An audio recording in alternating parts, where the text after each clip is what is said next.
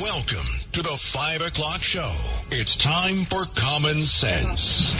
Now, it's Cats and Cosby with John Catsimatidis and Rita Cosby, standing for truth, justice, and the American way, bringing common sense to the world. Now, here's John Catsimatidis and Rita Cosby. Breaking news, WABC. Well, holy cow. The European Union has just threatened Elon Musk and told him that if he interviews President Trump on Twitter tonight, well, they're going to punish him. Yeah, this is amazing. The EU, John, sends a letter to Musk demanding that he censure Donald Trump in their interview, threatening him with legal obligations if he fails to stop, quote, disinformation. What happened to freedom of speech? Congressman King, Judge Weinberg, what happened? Yeah, they're saying that Trump is trying to stop democracy. Here's a flagrant abuse. We'll see what the liberals say, see what the progressives say about this. They'll probably say it's okay when it's Trump, so long as it's not anyone else. This is disgusting. And what role, dangerous. by the way, does the European Union have in an American election? It should just stay out of our election. But you know what? It feels like, you guys, my father fought the Russians, the Soviets, and the Nazis, and I feel like we're living in this right now. This is supposed to be America, freedom of speech, and for the EU to say, we're not going to hear from the former president and potentially future president. What does that say, Judge? It says that the fascism today is coming from the left. That's what it's telling you. Total suppression of individual rights is coming from the left. Absolutely. And by the way, we have some other breaking news. Breaking news, WABC. And, John, this is another doozy. This is the UK police commissioner is threatening to extradite, including U.S. citizens who say things about their riots online. John, that's amazing. I mean, if you tweet out or if you say something online that there's a riot going on in London, that they can deport you? That's what they're claiming. By the way, does that include radio talk too? Oh, are we on our way back on a We're in trouble. Pete, you're in trouble. Big trouble, I guess. Yeah, wow. I mean, you know, I just don't understand this. What happened to the rule of law? What happened to freedom of speech?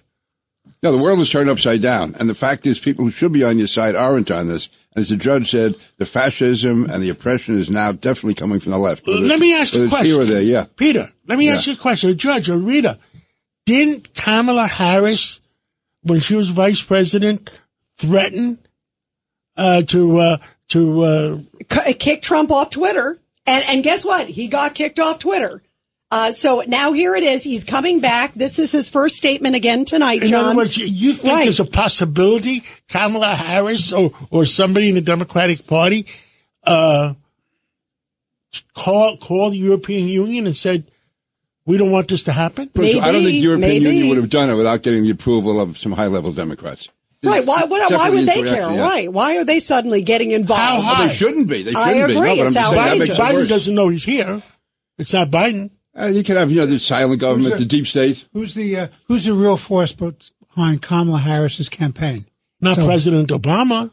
Oh, is it? Of course. It's Obama's running the whole thing now, of course. By the way, you did a blockbuster interview with Kevin McCarthy, former Speaker of the House. Well, who said made that. worldwide news. The former Speaker made worldwide news. He was in, I think, New York Post. He was in the Hill in Washington. He was in the United.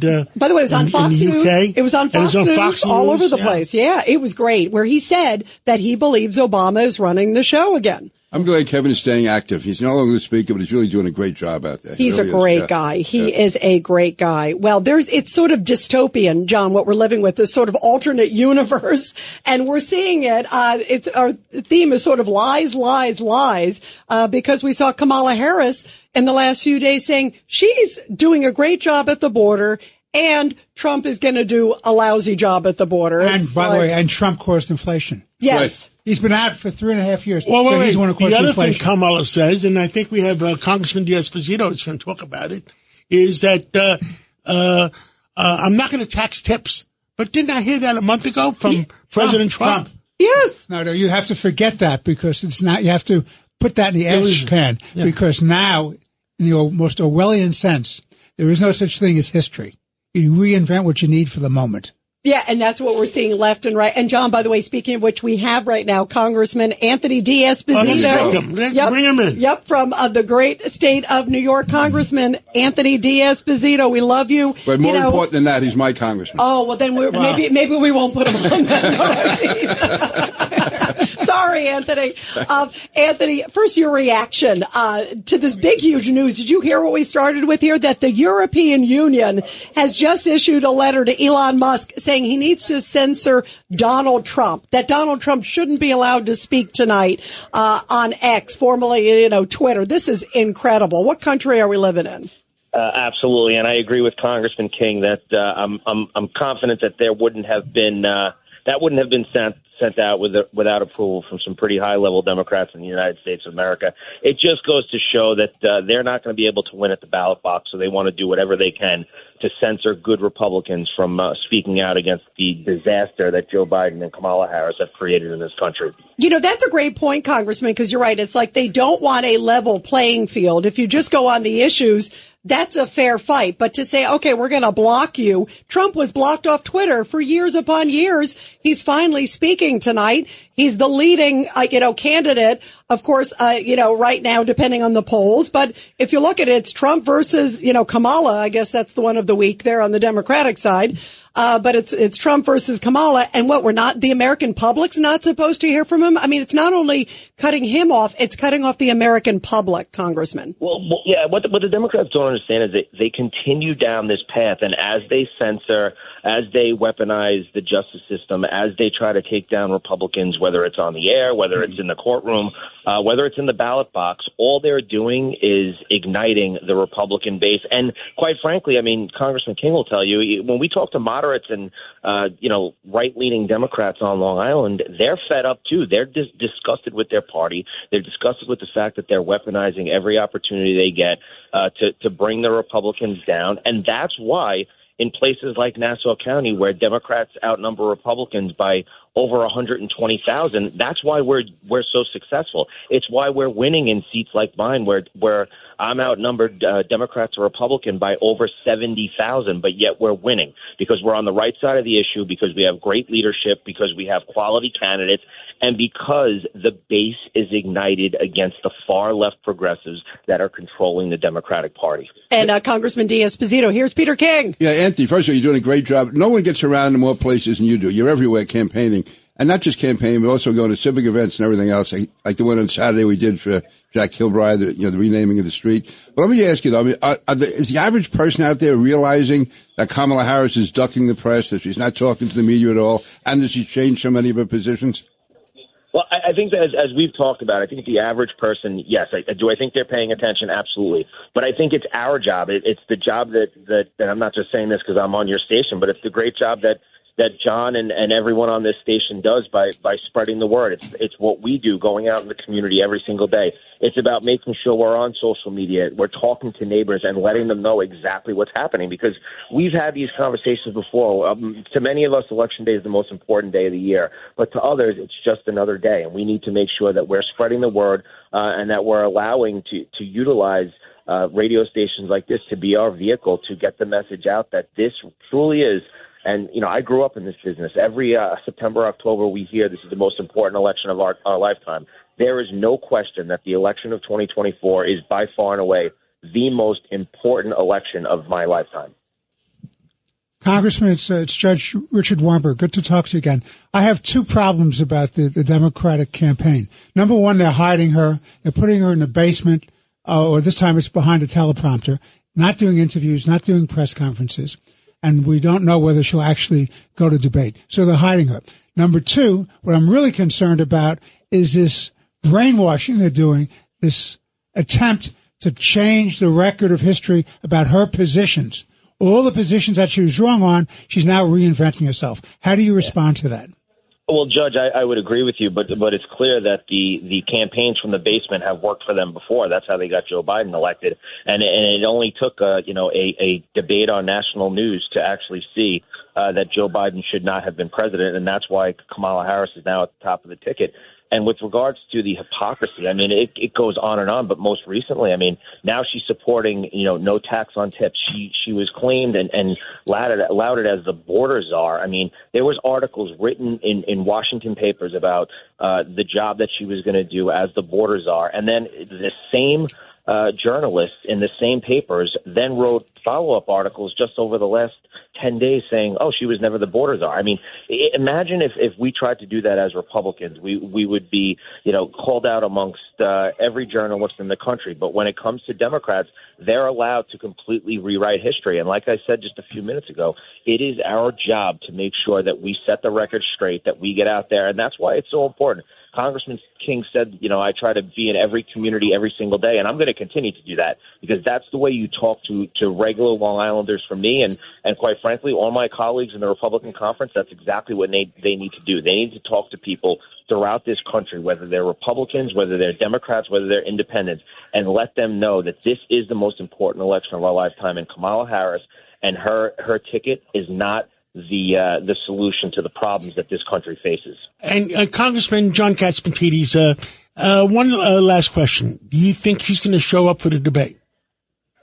I think we'll see. I think there's at least we got about a little less than a month to go. I'm sure many things can happen. I think that her handlers are terrified of her showing up in front of an audience or having a debate with Donald Trump. Listen, Donald Trump did a great job at the debate against Joe Biden. Clearly, Joe Biden was not fit to be there to debate or to be president of the United States. But I think what's most important about the debate coming up is that President Trump needs to focus on the issues. He needs to talk about the things that matter to the American people. He needs to talk about, specifically for us, the things that New Yorkers, when they sit around their dinner table at night and have a conversation with their kids, that's the stuff that Donald Trump should be focused on. And if he should just say that I could do a better job than the other person, not yell out names, name calling. I agree. He should focus on the issues, focus on the things that matter, focus on the things that he did to secure our border, to grow our economy, to make our country safe, to be respected on a global scale. That's the stuff we need to focus on. It's everything that Kamala Harris and the Democrats fault on. And we need to just keep spreading that word and raising money for Republican candidates. Thank you, Congressman Esposito. And now, Rita, let's go to the Democratic point of view. And who do you have on? Doug Schoen, a great strategist and pollster. Doug, your thoughts of this sort of basement strategy and revisionist history? Well, what I would say, Rita, is this is an election, and each side tries to win. And if Kamala Harris can get away with not answering questions, talking with a teleprompter. Hey, Doug, I don't know if you're on speaker. If you're on speaker, can you take it off speaker if you are? Sure. Go ahead. Yeah, go ahead. Just because we could hear you a bit on speaker. Go ahead, Doug. Yeah, just 1 second. Okay, there we go. As Doug is getting it off speaker. We can hear a bit of an echo there, Doug. We want to make sure we hear your great important message as you're talking about it. Let us know when you're ready, Doug. Are you ready? If you can win an election... Oh, you're much better. Go ahead. Good. If you can win an election by not debating, by talking on a teleprompter, never talking to the press, no press conferences, and you're not called out, why should you? Meaning, this is a competitive process. And for Donald Trump, until he can do what Congressman Esposito was just saying, and John Catsimatidis was just saying, which is talk about the concerns of people at their dinner table, the issues, the border, the inflation problem, crime and justice. You talk about those issues, she has to answer. But if she doesn't have to answer, if it's extraneous issues like what's her race and is she a chameleon, you know what? Donald Trump will not be as successful as he needs to be if he cannot focus on the issues. So until she's forced to confront the challenges, Rita, you point to, she's not going to do it. I agree. Congressman King? Yeah, Doug, this is Pete King. First, it's always great to be talking with you. You know it all inside out.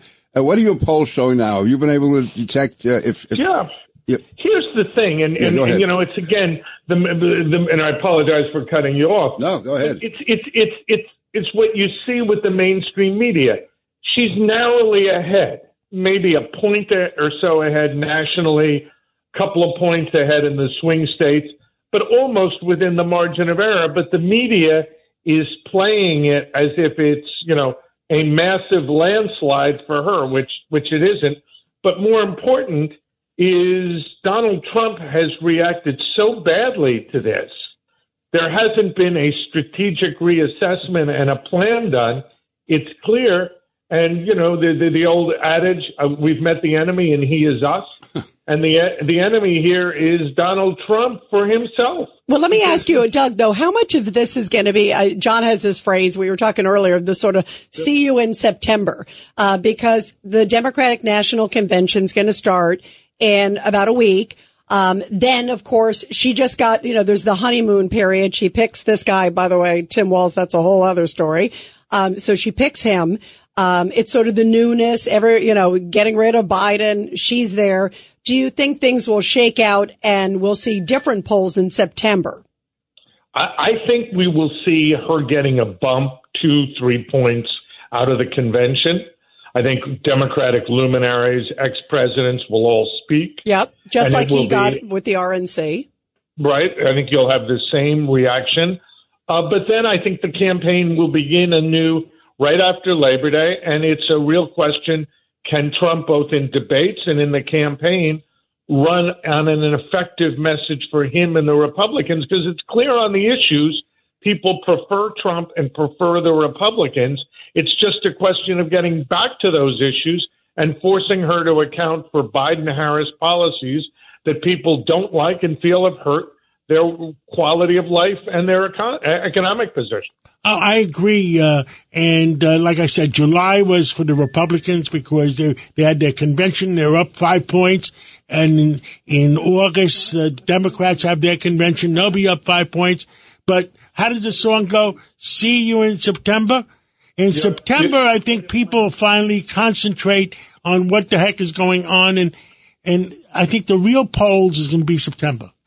Yeah, I agree. I would tell you, to answer a question you haven't asked, what do I expect the result in the election to be? Just as close as 2016 and 2020 were. I think it could go either way. Right now, she has a slight advantage. Trump had an advantage clearly when Biden was in the race. But the advantage is such that, there's a hidden vote for Trump. He always exceeds in vote count his final poll numbers. So I think this is a very close election, and I think it will come down to the wire. How much do you think, Doug Schoen, also early voting? We were just talking, it starts September 6th in some places. Getting out the vote. I call it sort of the Fetterman syndrome, because remember, Fetterman was so far ahead before even Oz debated him, John Fetterman, in that Pennsylvania race. How important is it for the Republicans, if the rules are early voting, to take advantage of what the rules are? Rita, the biggest mistake Donald Trump made in 2020 was telling people during a pandemic not to vote early. I would tell you, the Republicans, you're exactly right, need to get votes out whenever it is legal and possible to vote, whether it be early voting, mail voting, at their community center, whatever. And I can only tell you that is a high priority. And hopefully President Trump, for the Republicans, will underscore this in a way he did not in 2020. Well, Doug, let's, I'm going to talk to you before September. Otherwise, I'll play the song See You in September. Well, I always appreciate Rita and John when you have me on, and it's a special pleasure to talk to Congressman King. But this show is the voice of reason and rationality, and it's a great honor to be part of it when you'll have me on. Thank you so much. Thank you. Thanks, Doug. And let's take a break right now, Rita. And when we come back, we have John Yoo, and one of the great constitutional lawyers in our country. And I want to ask him, where the heck is the European Union doing on this? And the UK What are they doing saying things like that? Yeah, it's shocking. And trying to block Trump from speaking again? Wow. Let's go to a break. A common sense recap of the day's biggest stories. It's John Catsimatidis and Rita Cosby. Katz and Cosby on 77 WABC. Yeah, he's pretty low. He's great. And we are back here on Katz and Cosby, and we're going to have John Yoo in just 1 second, who's our great constitutional expert in the country. And boy, there's a lot to talk about. We also were talking about the EU, the fact that the EU is saying that, Trump shouldn't be allowed to speak on X tonight. And that's going to be happening in about 2.5 hours from now with Elon Musk. And Elon Musk endorsed him after the assassination attempt.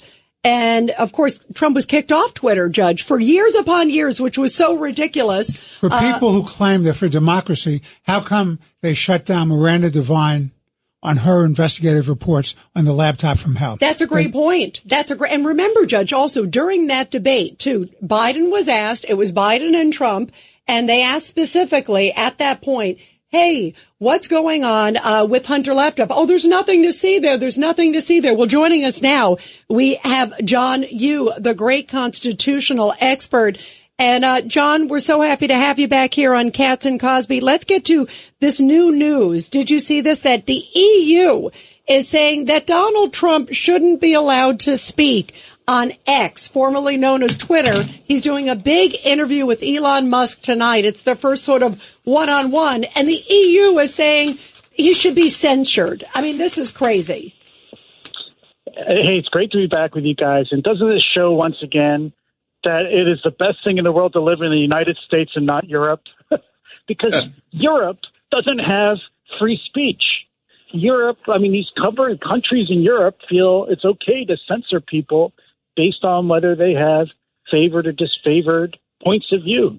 And so I'm not surprised the European Union is doing it. It's outrageous because it cuts against the very principles of free speech that our country was based on, which is actually probably why all those people in Europe left there and came and emigrated to the United States in the first place for the last 200 years, because they lived under these governments that have no problem censoring people's speech. Let me ask you, John, is there anything, does the EU even have any jurisdiction? Because it's so crazy to think that they're stopping it. Is there anything they could do to say, like, I'm just throwing this out there, Elon Musk, obviously the platform's everywhere. Can they block it in Europe? Is there something legally they can do within their jurisdiction? It just seems so preposterous. Oh, that's a great question. And there's a lot of lawyers who are spending a lot of time on it. But because this is not the first time, Europeans have tried to tell Facebook what to put up or take down. They've tried to do it with YouTube. They have restrictive policies on what you can do on social media way beyond anything in the United States. And so the social media companies, what Elon Musk has to do is argue in the European courts. First, he'll say, I'm going to do it. And you want to fine me? Fine me. I hope that's the attitude he takes. And then when they fine him, he can fight them and go through the European courts. The problem is, the European courts don't have the tradition of protecting our liberties the way American courts do. And so he might have to end up paying a fine to the European Union because of his right to let Donald Trump, just like any other candidate, have the right to speak.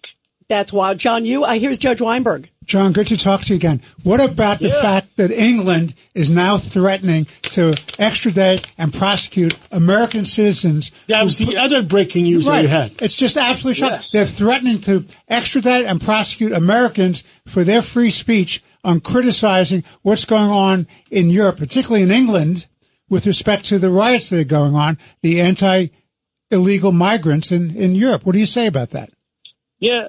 Judge, I think I'm with you. I mean, this is outrageous, just the way it is outrageous that Europeans are trying to censor Twitter. Let me say also, this is why there are no great technology companies in Europe. There's a reason why Facebook and X and YouTube are all American companies, is because they can't survive in Europe. Right? These are companies that make it easy for us to speak to each other, to have the robust political debate, even though it might go too far sometimes. We have rich political debate.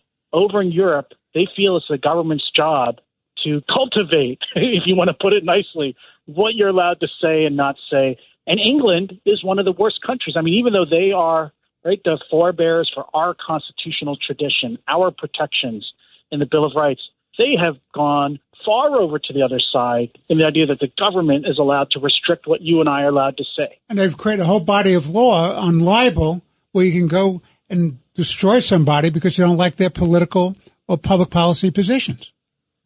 Yeah, that's the thing. That you will have people, you've seen it. There's many where you will have a political memoir or a kiss and tell book published in the U.S. by an American author about Americans, and people who don't like it, they'll go to England and sue the author there. They can't win in the United States, right? We have this tough absence of malice standard. We have a tough standard because we and the founders wanted to have free, no-holds-barred political speech. But you can go to England and sue American authors for defaming you, and even if you don't win, you can drag them through the mud and through millions of dollars, right? Millions of dollars in legal fees. Right. Yeah, I'm surprised someone hasn't thought of, people haven't thought of, suing Donald Trump over in England. I'm sure that's going to be coming next. That's coming next. That's coming. Yeah. By the way, did you see the latest news? This is a big breaking news day. Trump is now suing the Biden administration, DOJ, John Yoo, for $100 million over the Mar-a-Lago raid. Now, he's alleging political persecution. It obviously fits with what we're just talking about going on in the EU and obviously the UK police commissioner we were just talking about. Your thoughts on this? Yeah, I mean, I sympathize with why Trump is doing that, but I don't think he has much chance of winning. In the law in our system, it's very hard to win a case of political persecution, and I mean the odds are like below 5% that he would win that. Yes. And look, this is the way it should work, and this is the way it will work. Is he should make a big deal of this in the electoral system. He should make a big deal about it in the political system, and he should say, "Look what the Biden Justice Department did to me." And John, I don't think it was the Department of Justice. I've been told, and I can't say, I've been sworn to secrecy.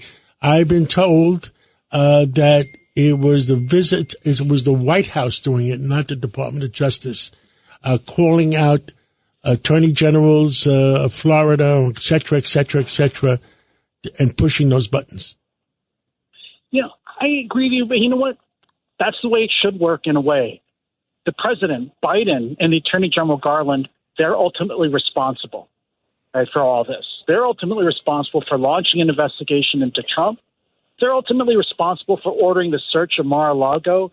They're trying to pretend, it's in the hands of the special counsel, Jack Smith. We have nothing to do with it. Well, as that judge in Florida just held, or as Justice Thomas suggested in the Trump immunity case, there's no such thing as a special counsel who doesn't work for the president and the attorney general. So I think that actually shows, and I think that may be the point of the lawsuit. That just shows who's really in charge here. You're right, Judge. It's the White House. It's the president. It's political people. But look, the only way you can hold them responsible, I think, is by voting them out of office, not suing them for $100 million. I agree. John Yoo, thank you so much for coming on. And we got to save America because right now the rule of law is not the rule. Oh, thanks so much for having me, guys. Anytime. I love being with you guys. Thanks very much. Having you Thank on. you. And Rita, how about reading us the hot news of the day, sponsored by Goya? It's the top news of the day, sponsored by Goya. Here's Rita Cosby. And here's some Goya hot news. Former President Trump will sit down for an interview with Elon Musk on the billionaire's X platform tonight. As we talked about, the EU is trying to censor that, but the interview will be hosted live on Trump's official account at 8 p.m. Eastern Time. Also, the Biden administration believes that Israel could be attacked by Iran and its proxies as soon as this week. That is what National Security Council spokesman John Kirby is telling reporters today.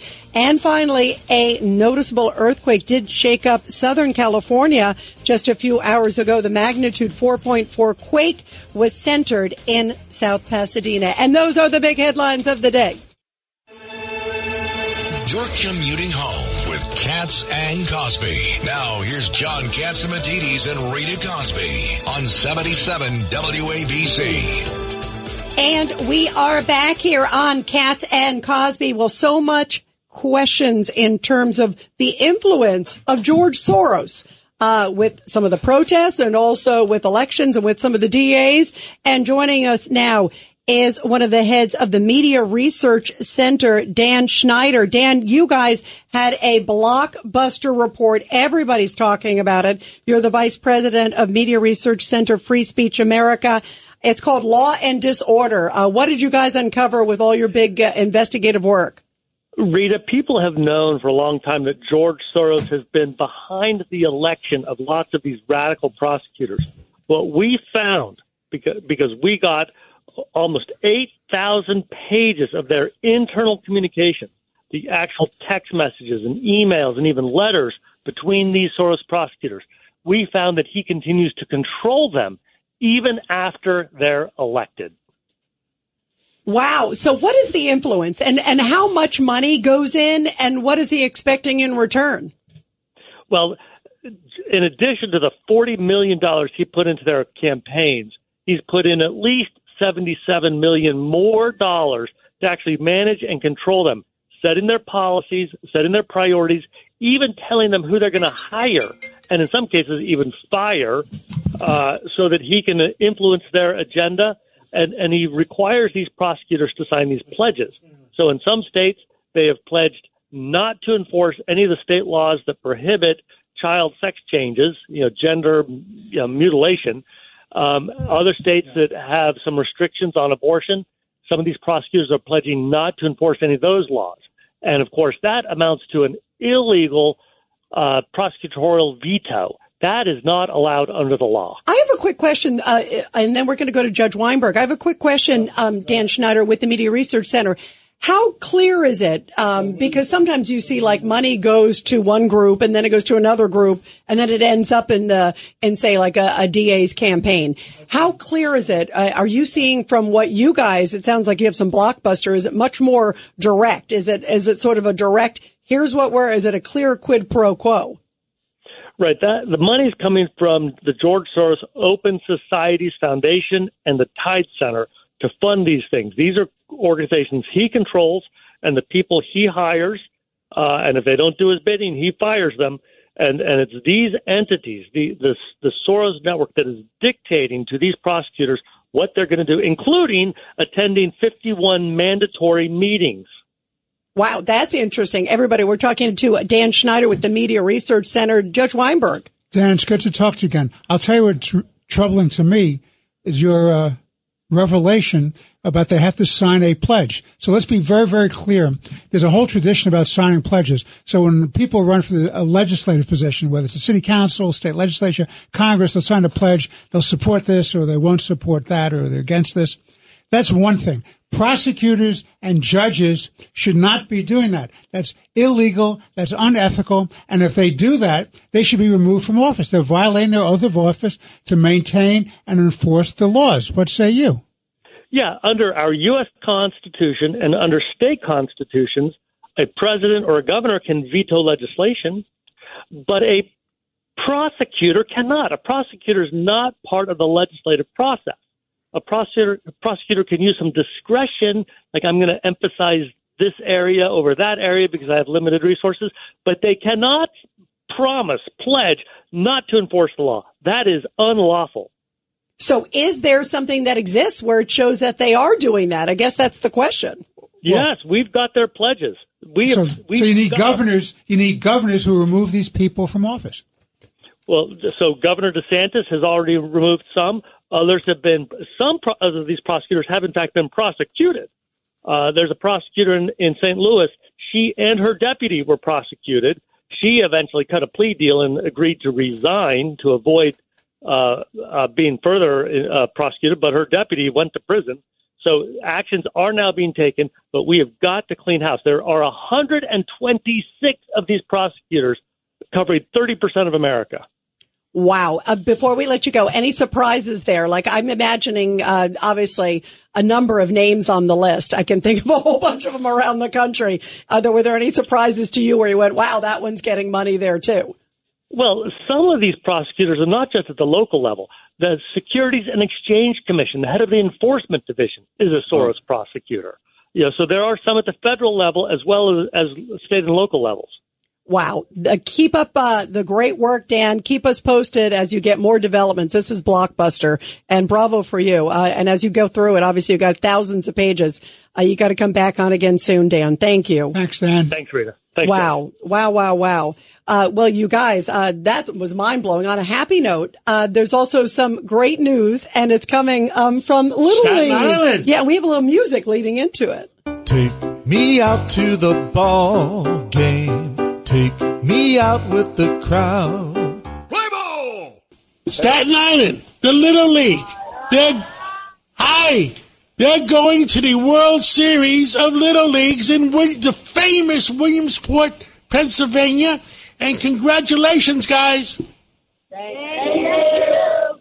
And tell us, Eric Schuffler and the coach is there. Tell Rita what is going on. Well, yeah, I got Chase Curra, one of the co-captains. He'll tell you a little bit of what's going on. We've been doing a lot of ESPN interviews, and the schedule's just packed with all, like, the fittings, and we got so much brand new stuff from Easton and Adidas, so it's been fun. Wow. So, Coach, what does this mean, and how big of a deal is this? This is huge that you guys are going. Huge. Yeah, these guys have been practicing 2 months, 3 hours a day, and then add in all the games that we played to get through Staten Island, the city, the section, and then the state. And then we went to the regional, and we're down to 2 outs a few times, and came back with 1 out left numerous times to pull out the games. Well, I hope you guys win the. How many teams you have to play now? How many are left? Well, there's actually 20 teams in the Little League here competing, but more important, these are 20 teams out of 5,000 that are left. Wow, you're the top 20 out of 5,000 in Staten Island. That is great for Staten Island. Yeah, and I hope, are most of your guys Yankee fans or Mets fans? I think we're split. But I hope you're Ferry Hawks fans. Are you Ferry Hawks fans too? Yeah, we're there. Well, then the Ferry Hawks, me and Eric Schuffler and the Yankees will honor you at the Ferry Hawks Stadium when you guys get back. Thank you. So you guys, who's your main competition, Coach? And talk about who's going to be, you mentioned it's 20. Who are the other 20 that you're going to plan to beat? We don't know yet because we played them one at a time. But we said our first game will be Thursday at 3 o'clock, and we're playing Nevada. If we win, we'll be playing Sunday against Hawaii, Monday against Hawaii. And I don't know who we'll be playing if we lose. Well, that's not my schedule. You guys made the top 20. You deserve to be honored by all New Yorkers, and we will make sure you are honored by all New Yorkers. And go out and play ball. Make us proud. Big congrats, guys. Thank you.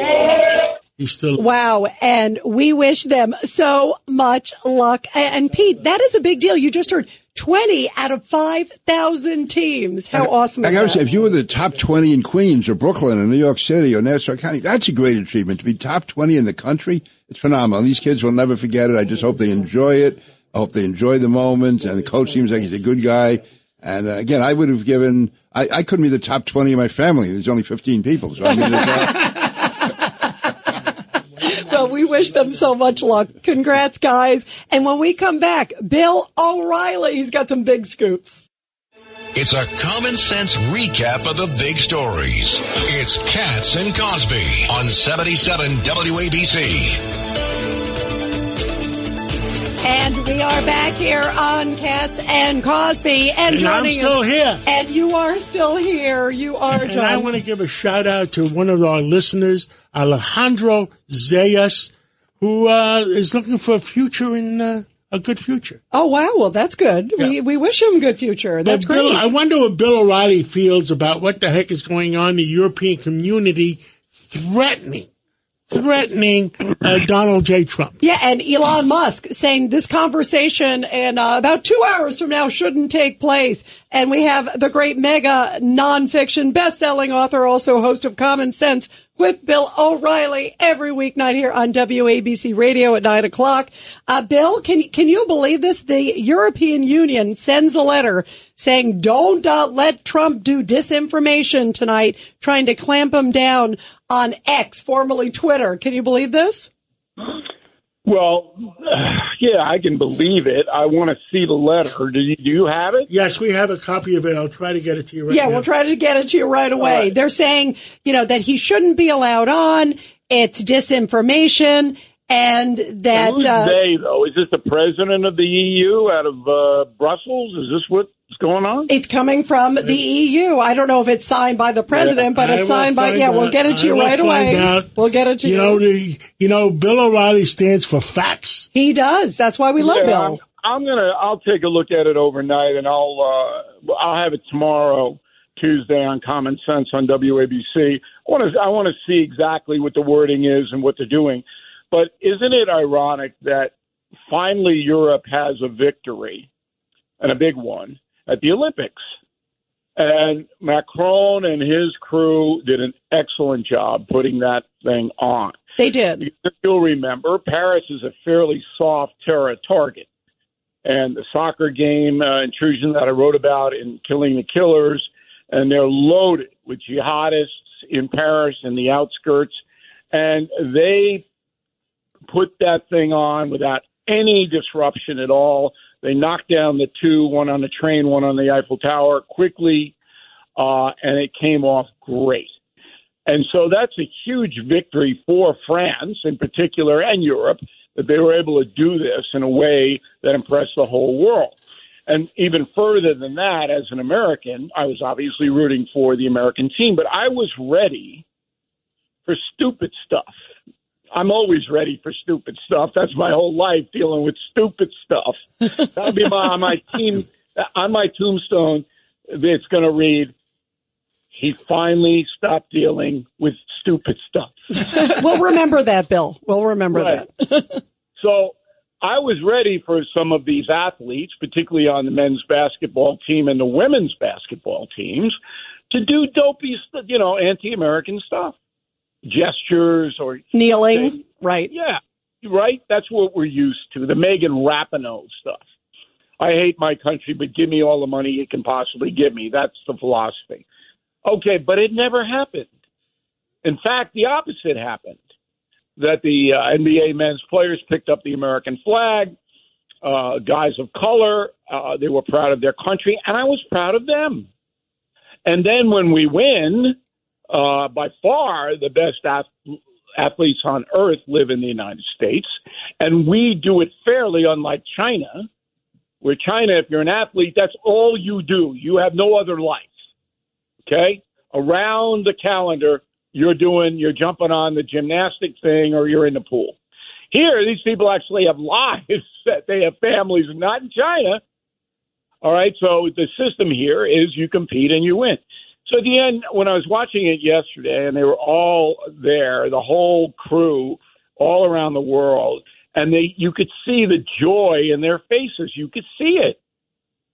And I was so proud of my country, the United States, but also the world, that you saw these younger people celebrating this once-in-a-lifetime experience for many of them, competing, all right, in a fair way. And I mean, I've been around and I've been to 86 countries.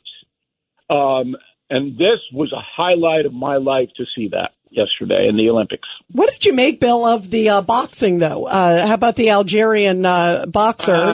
Rita, I don't know. Okay? I would not. I got to choose my words carefully here. This woman looks like she has a birth defect of some kind. That's what it looks like. Now, further than that, one body says she can't compete because of the birth defect, and the other Olympic crew says she can. What am I going to do as a journalist? I don't know. I wouldn't box her. I'd give her a lot of money not to hit me. The other question is, what's her DNA say? Is she a female or a male? Because they said she has a birth defect, that she has both sets of chromosomes. Right, chromosomes. Right, from what I understand. But, John, I'm not qualified on this. All right? The closest I got to a medical situation was having dinner with Ken Langone. That's it. I don't know anything. Hey, Bill, this is Pete King. If I can just get back to the security issue, I just want to double down on everything you said. A good friend of mine was doing security for a major corporation over there, an American corporation, and she was telling me it was just phenomenal. The coordination between the French, the police, the military, and all of the other. It was total cooperation with all the world security people, and it was led by the French. Great job by them. It was. And when you compare that to what happened to Trump just a month ago. Yeah. Okay. And you're saying, hey, no excuse. There is no excuse for what happened to Trump. None. And I don't want to see blame. I want to see people replaced. But I think that in this summer, I just wrote a little column beyond BillO'Reilly.com tomorrow morning, the summer of no love. Remember the summer of love, 1968? Well, some of you weren't around, but this is the summer of no love. Everybody hates everybody in the political realm. And so it was such a relief to see that. And, Macron, I'm not down on him. I don't think he's a bad leader. France, not particularly one of my favorite countries. I agree with you on that, Bill. But, let's be fair here. I think WABC, and from what I've been now, 4 years, Katz, you've had me on? I think it's 4. Is it 4 of a 30-year contract or what? Yeah, Katz and Matisse will come to my house if I don't renew, and I don't want that. So WABC listeners are fair people. The mail I get and everything and stuff like that, they seem to be, it's not like some of these talk radio stations, which are really like, hate. Not getting that from the WABC crew. They're inquisitive, have strong opinions, they're New Yorkers, obviously, but they're kind of fair. And I think that the fair assessment is that we're in the United States, one of the most hateful times ever. But that Olympic thing was a sense of relief. And I want to tell everybody that Confronting the Presidents, my book will be out September 10th, which is going to put a lot of this political stuff in context. By the way, a lot of what we're doing now. Bill, the other thing that came out, what was the threat that the police commissioner of the UK put out? Well, this England thing is very interesting. I don't know whether you guys know this, but I lived there for a year. And England has not evolved like the United States. When I was there in 69, 70, it's the same place. It hasn't evolved at all. And what they're worried about in England is the so-called far right, the people who hate the migrants, which is why they left Brexit. The Brexit thing was all about migration. It wasn't about economics. And now that terrible stabbing by an African, he's not convicted yet, but he did it. And these young girls who were stabbed. Now every right-wing kook in the world, all right, from Aberdeen, Scotland, down to Penzance, is coming out and threatening violence. So those people got their handful over there. And remember, most of the police agencies in England don't carry firearms. We got our hands full in New York City. Think about that for a moment. So you have a rebellion, you have violence breaking out in the streets generated by these people who hate the migrants, and you got cops with no guns. But do you know what's interesting, Bill? The thing with the UK commissioner, they're also saying that they want to go after even Americans for making comments online. I mean, that's how far they're stretching it. Yeah, look, they've always been that way over there. BillO'Reilly.com is worldwide now. We're aced out of a lot of European countries. They won't allow us to broadcast. We get around that by YouTube, interestingly enough. We're getting around it. You get around to it by WABC. Yeah, I mean, look, in Iceland, I think that, we're huge over there. But the intrusion that's saying to an American citizen who owns a company, Elon Musk, that you can't interview a presidential candidate, that's absurd and ridiculous, which is why I'm going to have to take a hard look at it, because I'm going to put it on somebody's We sent you a copy of the letter. Yeah. Yeah, I'm going to put it on from somebody's front step tomorrow. Name and face. Yeah, it's shocking. It just feels so, and it comes, Bill, at a time where, we've seen a lot of the sort of lawfare against Trump. So it comes at a time where here he's finally doing something, back on Twitter. And obviously, look, the American public deserves to hear from him, and then they can make their own informed decision how they want to vote in November. But to say you can't hear from him, it feels un-American, Bill. Well, it's on everything, not just on American. I mean, it's unfreedom. If people value freedom, and a lot of people, Rita, I'm seeing in this election, they don't really care about their personal freedom too much. I mean, you want California Kamala as president, you're going to cede a lot of your personal freedom. And if you don't understand that, maybe you don't deserve to have freedom. Wow, that's a powerful comment. I'm telling you, Bill, and also this Walz guy, the more I hear about Tim Walz, I'm reading something here, marched with Abolish ICE protesters. I know you guys got to go. One more comment. If I were an undocumented migrant who is transitioning, I would move to Minnesota. That says everything about Tim Walz. Yeah, that says everything. That says everything. Bill, thank you so much. We'll be definitely tuning in tonight to Common Sense with Bill O'Reilly at 9:00. Thanks so much, Bill. Really important discussion. Thank you. Thank you, Bill. Guys, thanks for having me. Thanks so much. And guys, what do we all stand for? Truth, justice, and the American way. God bless America.